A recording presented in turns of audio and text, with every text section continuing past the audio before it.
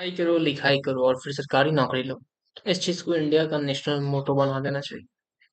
क्योंकि यहाँ हर बच्चा इसी उम्मीद से पैदा होता है क्योंकि उसे एक दिन सरकारी नौकरी मिलेगी।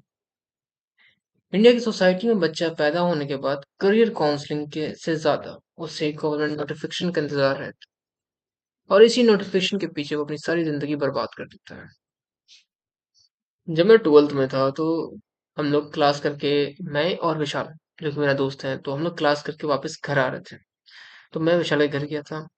तो उस टाइम विशाल बहुत ज्यादा जोश में था तो वो गया। उसके पापा बैठे हुए थे, चाय पी रहे थे एंड पेपर पढ़ रहे थे।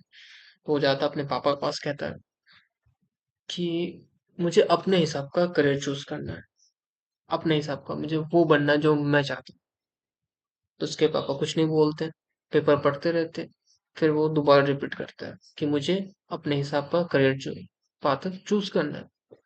उसके पापा पेपर का साइड पेज पलटते हैं, मोड़ते हैं और रखते हैं और फिर कहते हैं, ठीक है बेटा, तुम्हें जो करना है करो, लेकिन ये तुम्हारे पास तीन ऑप्शंस है।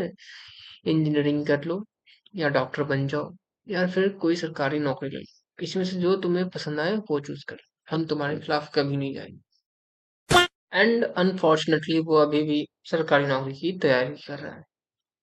एंड जब मैं उससे बात करता हूँ तो वो कहता है क्या कि मेरी आंखें तरस गई हैं गवर्नमेंट नोटिफिकेशन देखने को, और कान तरस गया है वैकेंसी के सीट को जानने में। Hi, this is Abdul Rahman.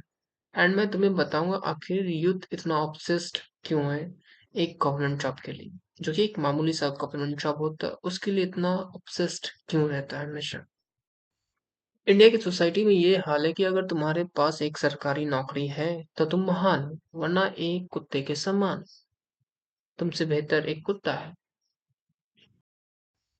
और इनफैक्ट आखिर यूथ गवर्नमेंट जॉब से क्यों ना ऑब्सेस्ड हो, क्यों ना हो, क्योंकि इसमें एक तो एक सेफ प्ले है। इस तुम हमेशा तुम्हारा जॉब सिक्योर रहेगा। डजंट मैटर क्या आप बताती है, क्या चीज होता है, मार्केट सेचुरेट करता है या नहीं करता, डजंट मैटर, तुम्हारा जॉब सेफ रहेगा।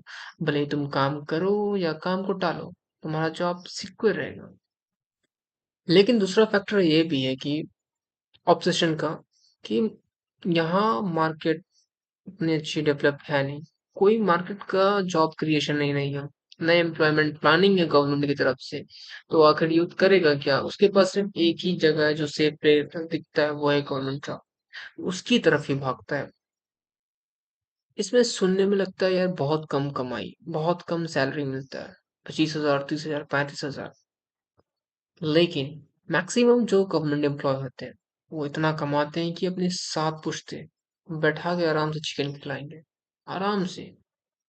लेकिन कुछ होते हैं जो सच में 30-35 हजार रुपए की महीने की कमाई ही करते हैं।